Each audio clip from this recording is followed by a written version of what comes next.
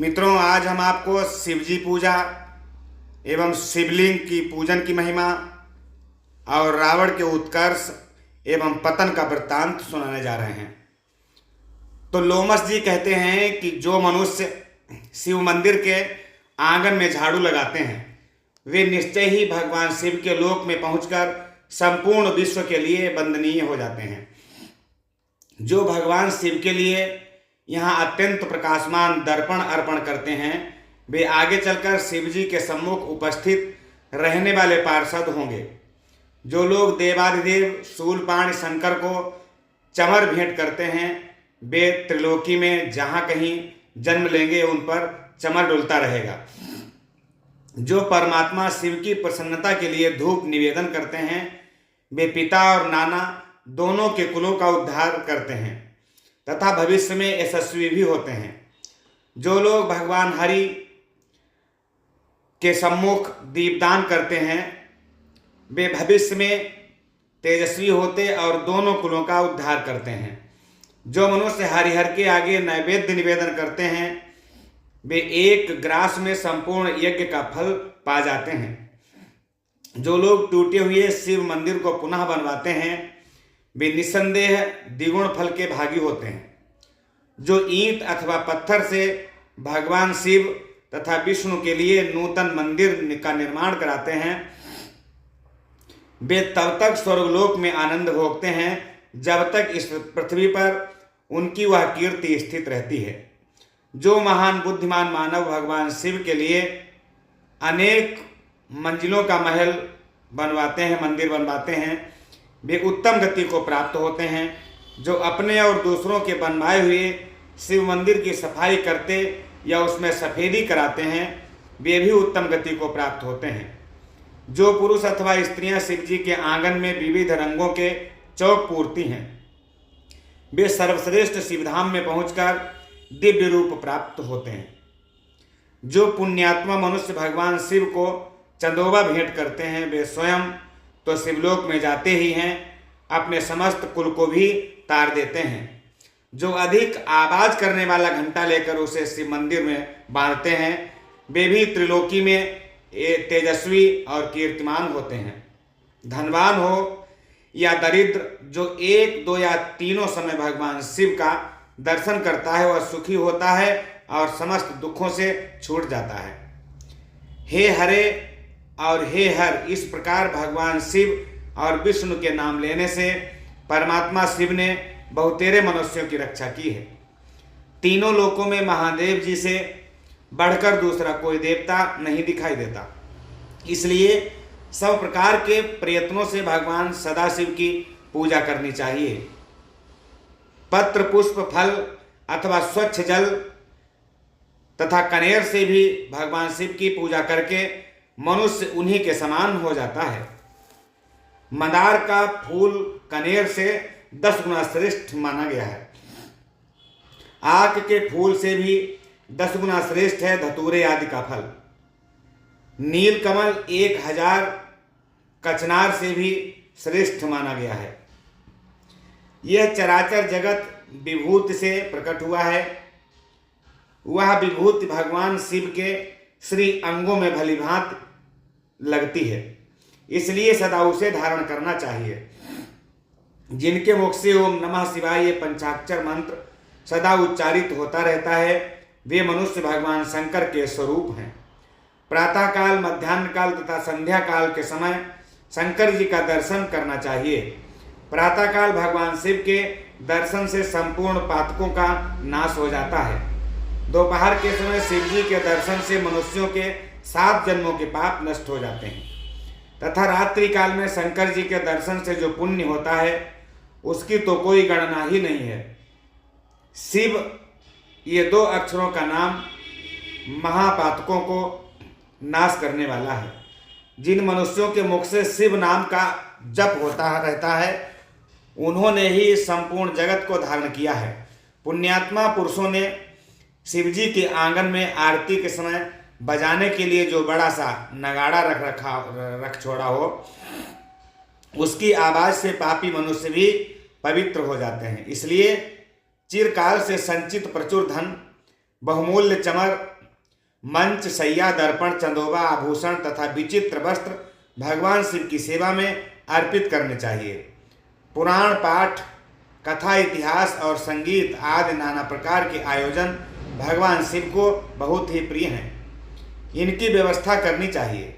ऐसी व्यवस्था करके पापी मनुष्य भी अपने पाप से मुक्त होकर शिवलोक में चले जाते हैं।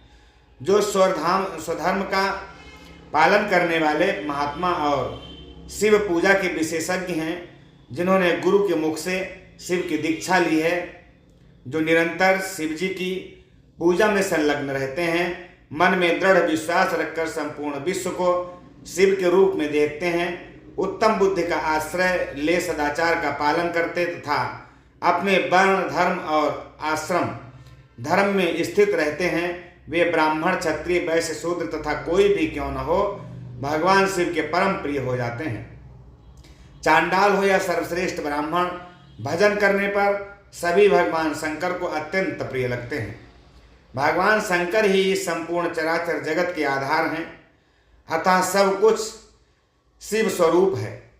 यह बात विशेष रूप से जाननी चाहिए। वेद, पुराण, शास्त्र, उपनिषद, आगम और देवता सबके द्वारा भगवान सदाशिव ही जानने योग्य है। मनुष्य निष्काम हो या सकाम, सबको भगवान सदाशिव की आराधना करनी चाहिए। लोमस जी कहते हैं कि जो विष्णु हैं उन्हें शिव जानना चाहिए और जो शिव हैं वे ही विष्णु हैं। पीठ का आधार अथवा अर्घा भगवान विष्णु का रूप है और उस पर स्थापित लिंग महेश्वर का स्वरूप है। अतः शिवलिंग का पूजन सबके लिए श्रेष्ठ है। ब्रह्मा जी निरंतर मणिमय शिवलिंग का पूजन करते हैं। इंद्र रत्नमय, चंद्रमा मुक्तामय तथा सूर्य ताम्रमय लिंग की सर्वदा पूजा करते हैं।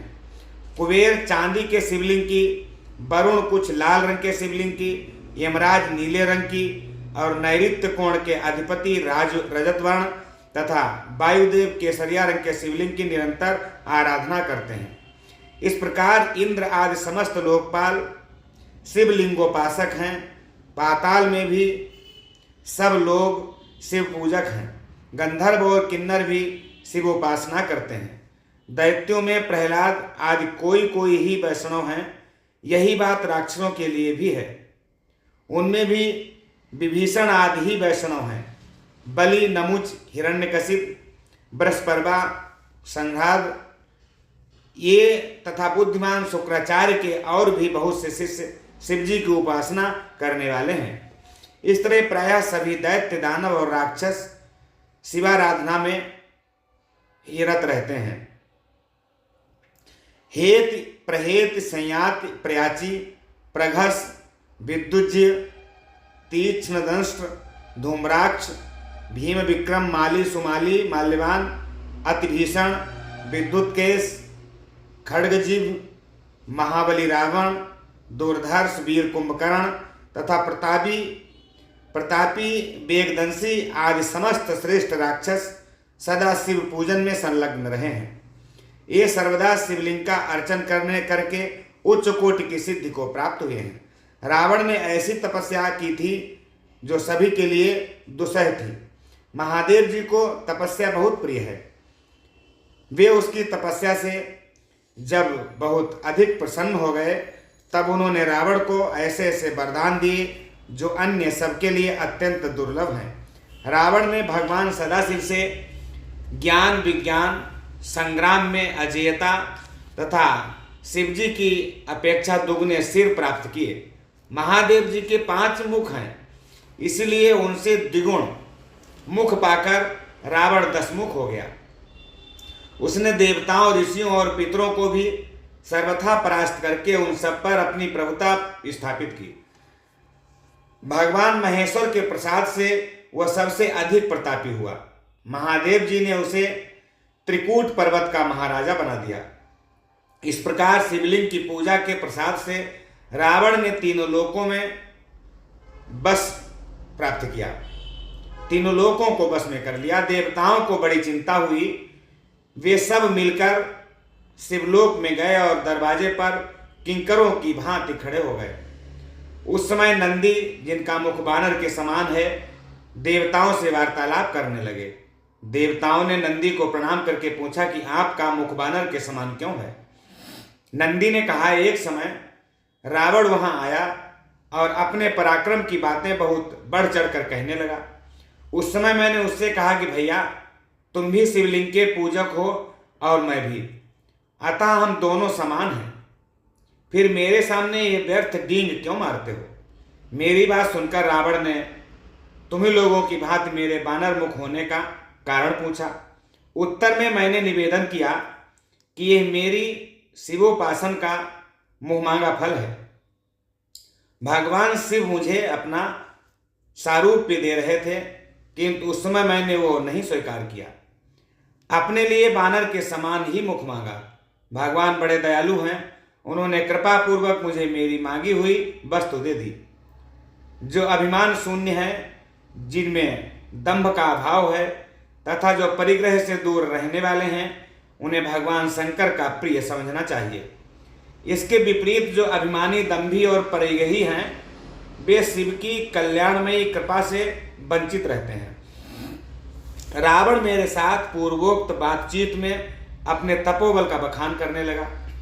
उसने कहा, मैं बुद्धिमान हूं, मैंने भगवान शिव से 10 मुख मांगे हैं।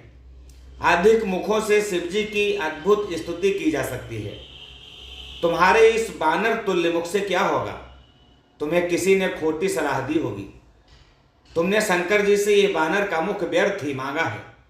देवताओं, रावण का यह उपहासपूर्ण वचन सुनकर मैंने उसे श्राप देते हुए कहा कि जब कोई महातपस्वी श्रेष्ठ मानव उन बानरों के साथ मुझे आगे करके तुम पर आक्रमण करेगा, उस समय वह तुम्हें अवश्य मार डालेगा। इस प्रकार सारे संसार को रुलाने वाले रावण को मैंने श्राप दे डाला। देवाधिदेव महादेव जी साक्षात विष्णु रूप हैं, अतः आप लोग भगवान विष्णु से प्रार्थना करें। नंदी की ये बात सुनकर सब देवता मन ही मन बहुत प्रसन्न हुए। उन्होंने बैकुंठ में आकर अपनी वाणी द्वारा भगवान विष्णु की स्तुति आरंभ की। देवता बोले, हे देव देव जगदीश्वर, आप 6 ऐश्वर्यों से युक्त होने के कारण भगवान कहलाते हैं। आपको नमस्कार है। ये संपूर्ण चराचर जगत आपके आधार पर टिका हुआ है। ये जगत एक लिंग है जिसे आपने आधार पीठ रूप होकर धारण किया है। प्रभु, हम लोगों के लिए पहले भी आपने अनेक बार अवतार धारण किया है। आपने ही मत्स्य रूप धारण करके ब्रह्मा जी के मुख में वेदों की स्थापना की है। आपने ही हयग्रीव रूप से मधु और कैटभ नामक दैत्यों को मारा है। कच्छप अवतार धारण करके आपने ही अपनी पीठ पर मंदराचल पर्वत उठाया था। वराह रूप धारण कर आपने हिरणाक्ष दैत्य का वध किया तथा नरसिंह रूप से हिरण्यकशिप को मौत के घाट उतारा है। वामन अवतार धारण कर आपने ही दैत्यराज बलि को बांधा और भृगकुल में परशुराम रूप से प्रकट होकर आपने ही कार्तवीर्य अर्जुन का वध किया है। विष्णु, आपने बहुत से दैत्यों का संहार किया है। आप ही संपूर्ण विश्व के पालक हैं, अतः रावण के भय से अवश्य हमारा उद्धार करें। देवताओं के इस प्रकार प्रार्थना करने पर भूत भावन भगवान वासुदेव ने संपूर्ण देवताओं से कहा कि हे देवगण, तुम लोग अपने प्रस्ताव के अनुसार मेरी बात सुनो। नंदी को आगे करके तुम सभी शीघ्रतापूर्वक बानर शरीर में अवतार लो। मैं माया से अपने स्वरूप को छिपाए हुए मनुष्य रूप होकर अयोध्या में राजा दशरथ के घर प्रकट होऊंगा। तुम्हारे कार्य की सिद्धि के लिए मेरे साथ ब्रह्म विद्या भी अवतार लेंगी। राजा जनक के घर साक्षात ब्रह्म विद्या ही सीता रूप में प्रकट होंगी। रावण भगवान शिव का भक्त है, वह सदा साक्षात शिव के ध्यान में तत्पर रहता है। उसमें बड़ी भारी तपस्या का भी बल है। जब ब्रह्म विद्या रूप सीता को बलपूर्वक प्राप्त करना चाहेगा, उस समय वो दोनों स्थितियों से तत्काल भ्रष्ट हो जाएगा। सीता के अन्वेषण में तत्पर होकर वह न तो यशस्वी रह जाएगा और न भक्त ही। जो अपने को न दी हुई ब्रह्म विद्या का बलपूर्वक सेवन करना चाहता है, वह पुरुष धर्म से परास्त होकर सदा सुगमता पूर्वक जीत लेने योग्य हो जाता है। परम मंगल में भगवान विष्णु इस प्रकार के वचनों द्वारा संपूर्ण देवताओं को आश्वासन देकर अंतर्धान हो गए। तदनंतर सब देवता अवतार धारण करने लगे। इंद्र के अंश से बाली उत्पन्न हुए। सुग्रीव सूर्य के पुत्र थे। जाम्बान ब्रह्मा जी के अंश से प्रकट हुए थे। शिलाद के पुत्र नंदी जो भगवान शिव के अनुचर तथा 11वें रुद्र थे। महाकपि हनुमान हुए। वे अमित तेजस्वी भगवान विष्णु की सहायता करने के लिए ही अवतीर्ण हुए थे। अन्यान्य श्रेष्ठ देवता और मयंद आदि कपियों के रूप में उत्पन्न हुए थे। इसी तरह सभी देवता किसी न किसी कपि के रूप में प्रकट हुए। साक्षात भगवान विष्णु ही माता कौशल्या का आनंद बढ़ाने वाले श्री राम हुए। संपूर्ण विश्व उनके स्वरूप में रमण करता है, इसलिए विद्वान पुरुष उनको राम कहते हैं। भगवान विष्णु के प्रति भक्ति और तपस्या से युक्त शेषनाग भी इस पृथ्वी पर लक्ष्मण के रूप में अवतीर्ण हुए। श्री विष्णु के भुजदंडों से 2 प्रतापी वीर प्रकट हुए, जो तीनों लोकों में भरत शत्रुघ्न के नाम से विख्यात हुए। ब्रह्मवादी पुरुषों द्वारा जो मिथिलापति जनक की कन्या बताई गई हैं, वे सीता साक्षात ब्रह्म विद्या थी। वे भी देवताओं के कार्य की सिद्धि के लिए ही अवतीर्ण हुई थी। हल से भूमि जोती जा रही थी। उसी समय सीता हल की नोक के द्वारा पृथ्वी के खोदे जाने पर पृथ्वी से ही प्रकट हुई थी, इसलिए सीता के नाम से प्रसिद्ध हुई। मिथिला में अवतार लेने के कारण उन्हें मैथिली भी कहते हैं। जनक के कुल में जन्म लेने के कारण ये जानकी नाम से विख्यात हुई। पूर्व जन्म में इनका नाम देववती था। राजा जनक ने ब्रह्म विद्या स्वरूप सीता को परमात्मा स्वरूप ब्रह्म स्वरूप श्री राम की सेवा में अर्पित कर दिया। कमल नयन श्री राम ने रावण को जीतने की इच्छा तथा देव कार्य की सिद्धि के उद्देश्य से वन में निवास किया।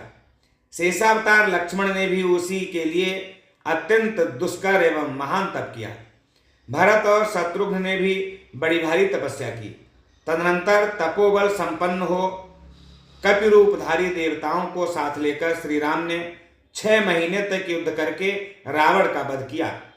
भगवान विष्णु के द्वारा शस्त्रों से मारा गया रावण अपने गणों, पुत्रों तथा बंधुओं सहित तत्काल भगवान शिव के सारूप्य को प्राप्त हो गया।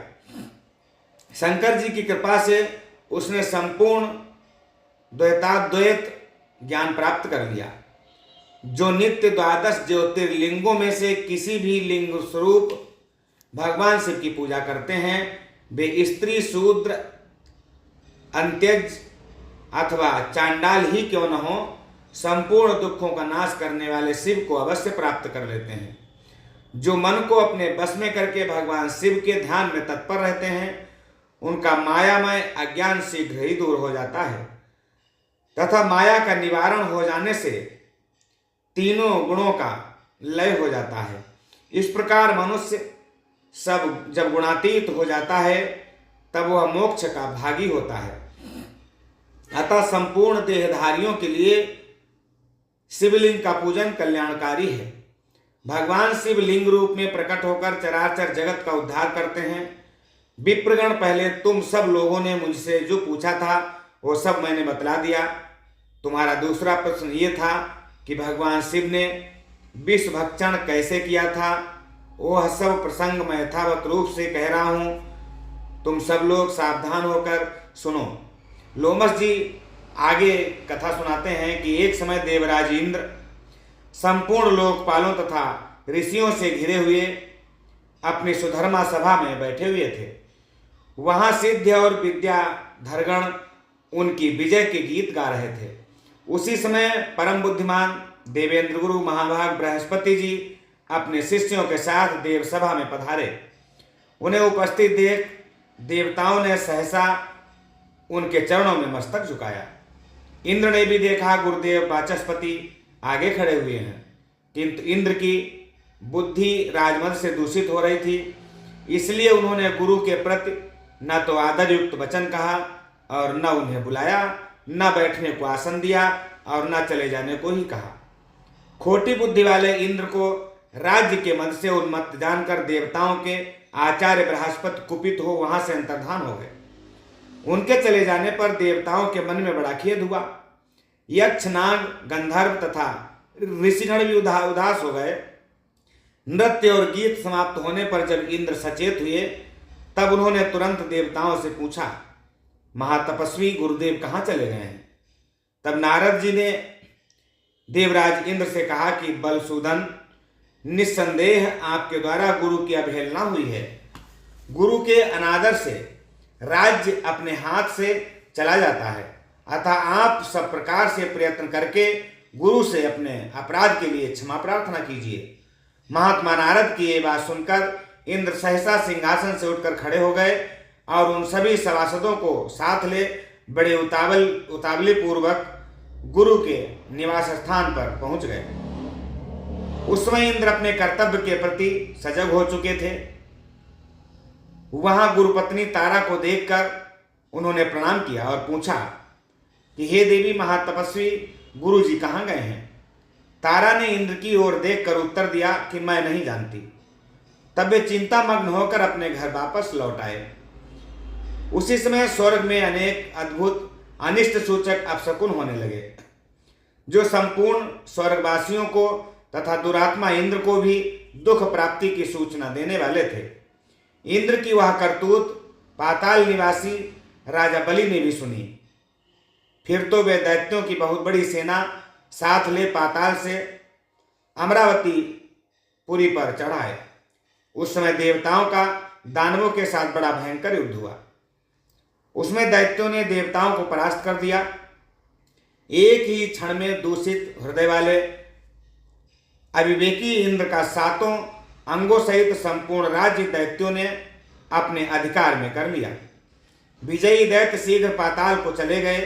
शुक्राचार्य की कृपा से ही दैत्यगण विजयी हुए थे। इंद्र की राज्य लक्ष्मी नष्ट हो चुकी थी, इसलिए देवताओं ने भी सर्वथा उनका त्याग कर दिया। श्रीहीन इंद्र स्वर्गलोक से अन्यत्र चले गए।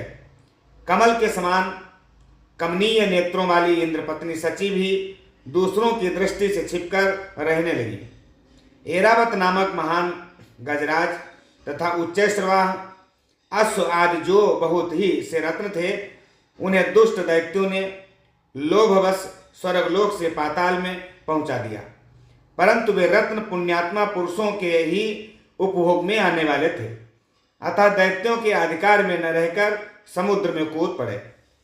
उसमें राजा बलि ने आश्चर्यचकित होकर अपने गुरु शुक्राचार्य से कहा कि हे भगवान, हम देवताओं को जीतकर बहुत से रत्न यहाँ लाए थे, किंतु वे सभी समुद्र में जा पड़े हैं।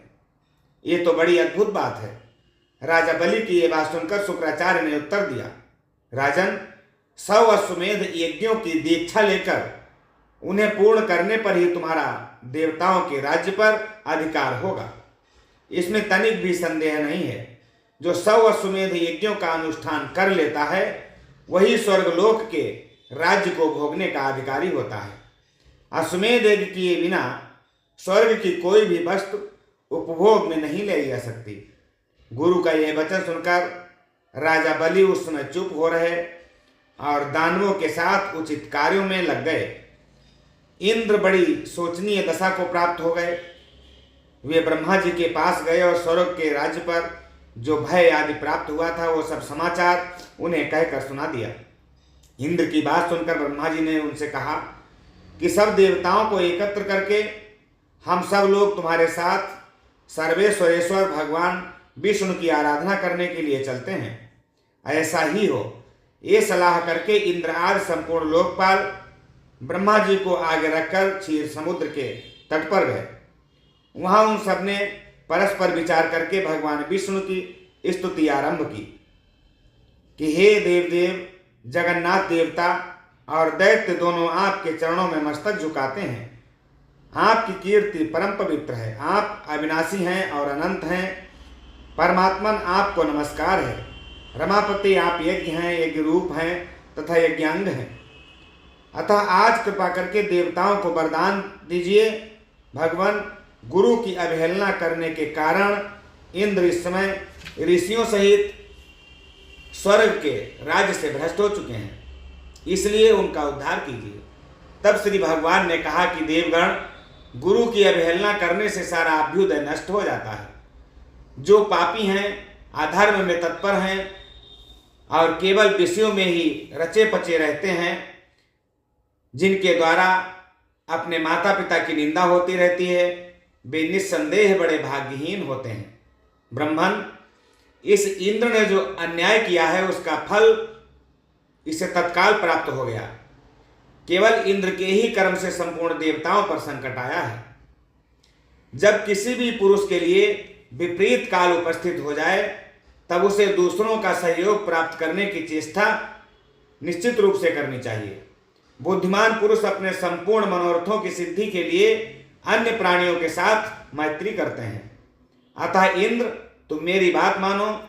इस समय अपना काम बताने के लिए तुम्हें दैत्यों के साथ मेलजोल कर लेना चाहिए। भगवान विष्णु के इस प्रकार आज्ञा देने पर परम बुद्धिमान इंद्र अमरावती छोड़कर देवताओं के साथ सुतल लोक में चले गए। इंद्र आए हैं, ये सुनकर राजा इंद्रसेन बलि रोष में भर गए। उन्होंने अपनी सेना के साथ जाकर इंद्र को मार डालने का विचार किया। उस समय देवर्षि नारद ने बलवानों में श्रेष्ठ राजा बलि और दैत्यों को ऊंच नीच समझाकर उन्हें इंद्र के वध से रोक दिया। देवर्षि के ही कहने से राजा बलि ने इंद्र के प्रति अपना रोष त्याग दिया। इतने में ही इंद्र भी अपनी सेना के साथ वहां आ पहुंचे। राजा बलि ने देखा लोकपालों से घिरे हुए इंद्र श्रीहीन हो चुके हैं। अब उनमें प्रभुता का मंद नहीं रह गया है, उनका तेज चला गया और अब वे ईर्ष्या तथा अहंकार से रहित हो गए हैं। उन्हें इस अवस्था में देखकर राजा बलि के मन में बड़ी दया आई। वे बड़ी उतावली के साथ हंसते हुए से बोले कि देवराज इंद्र, आप इस सुतल लोक में कैसे पधारे हैं? यहाँ आने का कारण बतलाइए। बलि की यह बात सुनकर इंद्र मुस्कुराते हुए बोले, भैया, हम सब देवता क्रोध के अधीन हो रहे हैं। आप सब लोगों की भी यही दशा है। जैसे हम हैं वैसे ही आप लोग भी हैं। अतः हमारा ये कलह निरर्थक है। भाग्यवश आपने मेरा संपूर्ण राज्य एक क्षण में ही ले लिया तथा बहुत से रत्न भी स्वर्ग से यहाँ उठा लाए, परंतु वे सभी रत्न तत्काल ही जहाँ के थे वहीं चले गए। अतः विद्वान पुरुष को एक दूसरे से मिलकर कर्तव्य के विषय में विचार अवश्य करना चाहिए। विचार करने से ज्ञान होता है और ज्ञान होने पर संकट से छुटकारा अवश्य मिल जाएगा। इस समय तो मैं संपूर्ण देवताओं के साथ आपके समीप त्राण पाने के लिए आया हुआ हूं। इंद्र की बात समाप्त होने पर देवर्षि नारद ने राजा बलि को समझाते हुए कहा कि हे दैत्यराज, शरण में आए हुए प्राणी की रक्षा करना महापुरुषों का धर्म है। जो लोग ब्राह्मण, रोगी, वृद्ध तथा शरणागत की रक्षा नहीं करते वे ब्रह्म हत्यारे होते हैं। इंद्र इस समय शरणागत शब्द से अपना परिचय देते हुए तुम्हारे समीप आए हैं। अतः इनका भलीभांत रक्षण और पोषण करना तुम्हारा परम कर्तव्य है। इसमें तनिक भी संदेह की बात नहीं है। देवर्षि नारद के यो कहने पर कर्तव्य और अकर्तव्य के ज्ञान में कुशल दैत्यराज बलि ने स्वयं भी अपनी बुद्धि से विचार किया। तदनंतर लोकपालों और देवताओं सहित इंद्र का बड़े सम्मान के साथ स्वागत सत्कार किया और उनके मन में विश्वास उत्पन्न करने के लिए अनेक प्रकार की सच्ची शपथें भी खाईं। इंद्र ने भी राजा बलि को विश्वास दिलाने वाली शपथें खाईं। देवराज इंद्र स्वार्थ साधन में तत्पर रहते हैं और अर्थशास्त्र में ही उनकी विशेष प्रवृत्ति है। उन्होंने शपथ खाकर राजा बलि के साथ सुतल लोक में ही निवास किया। वहां रहते हुए उन्हें अनेक वर्ष व्यतीत हो गए। एक दिन बलि की सभा में बैठे हुए नीति निपुण देवराज इंद्र ने बलि को संबोधित करके हंसते हुए कहा कि वीरवर, हमारे हाथी घोड़े आदि नाना प्रकार के बहुत से रत्न जो इस समय तुम्हें प्राप्त होने योग्य हैं, तत्काल ही समुद्र में गिर पड़े हैं। अतः हम लोगों को समुद्र से उन रत्नों का उद्धार करने के लिए बहुत शीघ्र प्रयत्न करना चाहिए। तुम्हारे कार्य की सिद्धि के लिए समुद्र का मंथन करना उचित है। इंद्र के इस प्रकार प्रेरणा देने पर बलि ने शीघ्रता पूर्वक पूछा कि यह समुद्र मंथन किस उपाय से संभव होगा। इसी समय मेघ के समान गंभीर स्वर में एक आकाशवाणी हुई कि देवताओं और दैत्यों, तुम क्षीर समुद्र का मंथन करो। इस कार्य में तुम्हारे बल की बुद्धि होगी, इस कार्य में तुम्हारे बल की वृद्धि होगी, इसमें तनिक भी संदेह नहीं है। मंदराचल को मथानी और बासुकी नाग को रस्सी बनाओ, फिर देवता और दैत्य मिलकर उसका मंथन आरंभ करो। यह आकाशवाणी सुनकर सहस्त्रों दैत्य और देवता समुद्र मंथन के लिए उद्यत हो सुवर्ण के सदृश कांतिमान मंदराचल के समीप गए। वह पर्वत सीधा, गोलाकार, बहुत मोटा और अत्यंत प्रकाशमान था। अनेक प्रकार के रत्न उसकी शोभा बढ़ा रहे थे।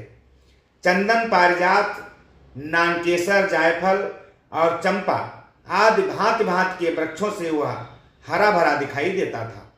उस महान पर्वत को देखकर संपूर्ण देवताओं ने हाथ जोड़कर कहा कि दूसरों का उपहार करने वाले महाशैल मंदराचल, हम सब देवता तुमसे कुछ निवेदन करने के लिए यहाँ आए हैं, उसे तुम सुनो। उनके वो कहने पर मंदराचल ने देहधारी पुरुष के रूप में प्रकट होकर कहा कि हे देवगण, आप सब लोग मेरे पास किस कार्य से आए हैं, उसे बताइए। तब इंद्र ने मधुरवाणी में कहा, हे मंदराचल, तुम हमारे साथ रहकर एक कार्य में सहायक बनो। हम समुद्र को मथकर उससे अमृत निकालना चाहते हैं। इस कार्य के लिए तुम मथानी बन जाओ। मंदराचल ने बहुत अच्छा कहकर उनकी आज्ञा स्वीकार की और देव कार्य की सिद्धि के लिए देवताओं, दैत्यों तथा विशेषतः इंद्र से कहा, पुण्यात्मा देवराज, आपने अपने वज्र से मेरे दोनों पंख काट डाले हैं, फिर आप लोगों के कार्य की सिद्धि के लिए वहां तक मैं चल कैसे सकता हूं। तब संपूर्ण देवताओं और दैत्यों ने उस अनुपम पर्वत को क्षीर समुद्र तक ले जाने की इच्छा से उखाड़ लिया, परंतु वे उसे धारण करने में समर्थ न हो सके। वो महान पर्वत उसी समय देवताओं और दैत्यों के ऊपर गिर पड़ा। कोई कुचल गए, कोई मर गए, कोई मूर्छित हो गए, कोई एक दूसरे को कोसने और चिल्लाने लगे तथा कुछ लोगों ने बड़े क्लेश का अनुभव किया। इस प्रकार उनका उद्यम और उत्साह भंग हो गया। वे देवता और मानव सचेत होने पर जगदीश्वर भगवान विष्णु की स्तुति करने लगे। शरणागत वत्सल महाविष्णु, हमारी रक्षा कीजिए। आपने ही इस संपूर्ण चराचर जगत को व्याप्त कर रखा है। उस समय देवताओं का कार्य सिद्ध करने के लिए गरुड़ की पीठ पर बैठे हुए भगवान विष्णु सहसा वहां प्रकट हो गए। वे सबको अभय देने वाले हैं। उन्होंने देवताओं और दैत्यों की ओर दृष्टिपात करके खेल खेल में ही उस महान पर्वत को उठाकर गरुड़ की पीठ पर रख लिया। फिर वे देवताओं और दैत्यों को क्षीर समुद्र के उत्तर तट पर ले गए और पर्वत श्रेष्ठ मंदराचल को समुद्र में डालकर तुरंत वहां से चल दिए। तदनंतर सब देवता दैत्यों को साथ लेकर बासुकी नाग के समीप गए और उनसे भी अपनी प्रार्थना स्वीकार कराई। इस प्रकार मंदराचल को मथानी और बासुकी नाग को रस्सी बनाकर देवताओं और दैत्यों ने क्षीर समुद्र का मंथन आरंभ किया। इतने में ही वह पर्वत समुद्र में डूबकर रसातल को जा पहुंचा। तब लक्ष्मीपति भगवान विष्णु ने कच्छप रूप धारण करके तत्काल ही मंदराचल को ऊपर उठा दिया। उस समय यह एक अद्भुत घटना हुई। फिर जब देवता और दैत्यों ने मथानी को घुमाना आरंभ किया, तब वह पर्वत बिना गुरु के ज्ञान की भांति कोई सुदृढ़ आधार न होने के कारण इधर उधर डोलने लगा। यह देख परमात्मा भगवान विष्णु स्वयं ही मंदराचल के आधार बन गए और उन्होंने अपनी चारों भुजाओं से मथानी बने हुए उस पर्वत को भली भांति पकड़कर उसे सुखपूर्वक घुमाने योग्य बना दिया। तब अत्यंत बलवान देवता और दैत्य एकीभूत हो अधिक जोर लगाकर क्षीर समुद्र का मंथन करने लगे। कच्छप रूपधारी भगवान की पीठ जन्म से ही कठोर थी और उस पर घूमने वाला पर्वतश्रेष्ठ मंदराचल भी वज्रसार की भांति दृढ़ था। उन दोनों की रगड़ से समुद्र में बड़वानल प्रकट हो गया, साथ ही हलाहल विष उत्पन्न हुआ। उस विष को सबसे पहले नारद जी ने देखा। तब अमित तेजस्वी देवर्षि ने देवताओं को पुकार कर कहा कि आदित्य कुमारों, अब तुम समुद्र का मंथन न करो। इस समय संपूर्ण उपद्रवों का नाश करने वाले भगवान शिव की प्रार्थना करो। वे परात्पर हैं, परमानंद स्वरूप हैं तथा योगी पुरुष ही उन्हीं का ध्यान करते हैं। देवता अपने स्वार्थ साधन में संलग्न हो समुद्र मथ रहे थे। वे अपनी ही अभिलाषा में तन्मय होने के कारण नारद जी की बात नहीं सुन सके। केवल उद्यम का भरोसा करके वे क्षीर सागर के मंथन में संलग्न रहे। अधिक मंथन से जो हलाहल विष प्रकट हुआ वो तीनों लोकों को भस्म कर देने वाला था। वह प्रौढ़ विष देवताओं का प्राण लेने के लिए उनके समीप आ पहुंचा और ऊपर नीचे तथा संपूर्ण दिशाओं में फैल गया। समस्त प्राणियों को अपना ग्रास बनाने के लिए प्रकट हुए उस कालकूट विष को देखकर वे सब देवता और दैत्य हाथ में पकड़े हुए नागराज वासुकी को मंदराचल पर्वत सहित वहीं छोड़कर भाग खड़े हुए। उस समय उस लोक संहारकारी कालकूट विष को भगवान शिव ने स्वयं अपना ग्रास बना लिया। उन्होंने उस विष को निर्मल कर दिया।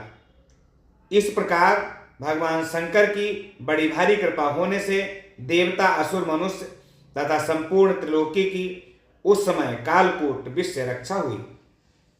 तदनंतर भगवान विष्णु के समीप मंदराचल को मथानी और बासुनाग को रस्सी बनाकर देवताओं ने पुनः समुद्र मंथन आरंभ कर दिया।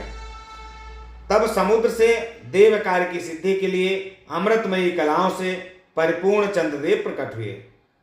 संपूर्ण देवता, असुर और दानवों ने भगवान चंद्रमा को प्रणाम किया और गर्गाचार्य जी से अपने अपने चंद्रबल की यथार्थ रूप से माता लक्ष्मी की कृपा दृष्टि पाकर संपूर्ण देवता उसी समय स्त्री संपन्न हो गए। जिज्ञासा की,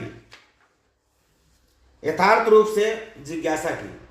उस समय गर्गाचार्य जी ने देवताओं से कहा कि इस समय तुम सब लोगों का बल ठीक है। तुम्हारे सभी उत्तम ग्रह केंद्र स्थान में, लग्न में, चतुर्थ स्थान में, सप्तम स्थान में और दसम स्थान में है। चंद्रमा से गुरु का योग हुआ। बुध, सूर्य, शुक्र, शनि और मंगल भी चंद्रमा से संयुक्त हुए हैं। इसलिए तुम्हारे कार्य की सिद्धि के निमित्त इस समय चंद्रबल बहुत उत्तम है। यह गोमंत नामक मुहूर्त है जो विजय दान प्रदान करने वाला है। महात्मा गर्ग जी के इस प्रकार आश्वासन देने पर महाबली देवता गर्जना करते हुए बड़े वेग से समुद्र मंथन करने लगे। मथे जाते हुए समुद्र के चारों ओर बड़े जोर की आवाज उठ रही थी। इस बार के मंथन से देव कार्यों की सिद्धि के लिए साक्षात सुरभि कामधेनु प्रकट हुई। उन्हें काले, श्वेत, पीले, हरे तथा लाल रंग की सैकड़ों गौएं घेरे हुए थीं। उस समय ऋषियों ने बड़े हर्ष में भरकर देवताओं और दैत्यों से कामधेनु के लिए याचना की और कहा कि आप सब लोग मिलकर भिन्न भिन्न गोत्र वाले ब्राह्मणों को कामधेनु सहित इन संपूर्ण गौओं का दान अवश्य करें। ऋषियों के याचना करने पर देवताओं और दैत्यों ने भगवान शंकर की प्रसन्नता के लिए वे सब गौएं दान कर दी तथा यज्ञ कर्मों में भली भांति मन को लगाने वाले उन परम मंगलमय महात्मा ऋषियों ने उन गौओं का दान स्वीकार कर लिया। तत्पश्चात सब लोग बड़े जोश में आकर क्षीर सागर को फिर मथने लगे। तब समुद्र से कल्पवृक्ष, पारिजात, चित और संतान, ये 4 दिव्य वृक्ष प्रकट हुए। उन सबको एकत्र रखकर देवताओं ने पुनः बड़े वेग से समुद्र मंथन आरंभ किया। इस बार के मंथन से रत्नों में सबसे उत्तम रत्न कौस्तुभ प्रकट हुआ, जो सूर्यमंडल के समान परम कांतिमान था। वह अपने प्रकाश से तीनों लोकों को प्रकाशित कर रहा था। देवताओं ने चिंतामणि को आगे रखकर कौस्तुभ का दर्शन किया और उसे भगवान विष्णु की सेवा में भेंट कर दिया। तदनंतर चिंतामणि को मध्य में रखकर देवताओं और दैत्यों ने पुनः समुद्र को मथना आरंभ किया। वे सभी बल में चढ़े बढ़े थे और बार बार गर्जना कर रहे थे। अब की बार उस मथे जाते हुए समुद्र से उच्चैःश्रवा नामक अश्व प्रकट हुआ। वह समस्त अश्वजात में एक अद्भुत रत्न था। उसके बाद गज जात में रत्नभूत ऐरावत प्रकट हुआ। उसके साथ श्वेत वर्ण के 64 हाथी और थे। ऐरावत के 4 दांत बाहर निकले हुए थे और मस्तक से मद की धारा बह रही थी। इन सबको भी मध्य में स्थापित करके वे सब पुनः समुद्र मथने लगे। उस समय उस समुद्र से मदिरा, भांग, काकड़ा, सिंगी, लहसुन, गाजर, अत्यधिक उन्माद कारक धतूर तथा पुष्कर आदि बहुत सी वस्तुएं प्रकट हुई। इन सबको भी समुद्र के किनारे एक स्थान पर रख दिया गया। तत्पश्चात वे श्रेष्ठ देवता और दानव पुनः पहले की ही भांति समुद्र मंथन करने लगे। अब की बार समुद्र से संपूर्ण भुवनों की एकमात्र अधीश्वरी दिव्य रूपा देवी लक्ष्मी प्रकट हुई, जिन्हें ब्रह्मवेत्ता पुरुष, आन्वीक्षिकी, वेदांत विद्या कहते हैं। इन्हीं को दूसरे लोग मूल विद्या कहकर पुकारते हैं। कुछ सामर्थ्यशाली महात्मा इन्हीं को वाणी और ब्रह्म विद्या भी कहते हैं। कोई कोई इन्हीं को रिद्धि, सिद्धि, आज्ञा और आशा नाम देते हैं। कोई योगी पुरुष इन्हीं को वैष्णवी भी कहते हैं। सदा उद्यम में लगे रहने वाले माया के अनुयायी इन्हीं को माया के रूप में जानते हैं। जो अनेक प्रकार के सिद्धांतों को जानने वाले तथा ज्ञान शक्ति से संपन्न हैं, वे इन्हीं को भगवान की योग माया भी कहते हैं। देवताओं ने देखा कि देवी महालक्ष्मी का रूप परम सुंदर है। उनके मनोहर मुख पर स्वाभाविक प्रसन्नता विराजमान है। हार और नूपुरों से उनके श्री अंगों की बड़ी शोभा हो रही है। मस्तक पर छत्र तना हुआ है। दोनों ओर से चमर डुल रहे हैं, जैसे माता अपने पुत्रों की ओर स्नेह और दुलार भरी दृष्टि से देखती हो। उसी प्रकार सती लक्ष्मी ने देवता, दानव, सिद्ध, चारण और नाग आदि संपूर्ण प्राणियों की ओर दृष्टिपात किया। माता लक्ष्मी की कृपा दृष्टि पाकर संपूर्ण देवता उसी समय स्त्री संपन्न हो गए। वे तत्काल राज्याधिकारी के शुभ लक्षणों से संपन्न दिखाई देने लगे। तदनंतर देवी लक्ष्मी ने भगवान मुकुंद की ओर देखा। उनके श्रीअंग तमाल के समान श्याम वर्ण थे। कपोल और नासिका बड़ी सुंदर थी। वे परम मनोहर दिव्य शरीर से प्रकाशित हो रहे थे। उनके बक्षा स्थल में श्रीवत्स का चिन्ह सुशोभित था। भगवान के एक हाथ में कामोद की गदा शोभा पा रही थी। भगवान नारायण की उस दिव्य शोभा को देखते ही लक्ष्मी जी आश्चर्यचकित हो उठी और हाथ में वनमाला ले सहसा हाथी से उतर पड़ी। वो माला श्री जी ने अपने ही हाथों बनाई थी। उसके ऊपर भ्रमर मंडरा रहे थे। देवी ने वह सुंदर वनमाला महापुरुष भगवान विष्णु के कंठ में पहना दी और स्वयं उनके वाम भाग में जाकर खड़ी हो गई। उन शोभाशाली दंपति का वहां दर्शन करके संपूर्ण देवता, दैत्य, सिद्ध अप्सराएं, किन्नर तथा चारणगण परम आनंद को प्राप्त हुए। मित्रों, इसके आगे की कथा हम आपको अगले भाग में सुनाएंगे। बोलिए भगवान शंकर की जय।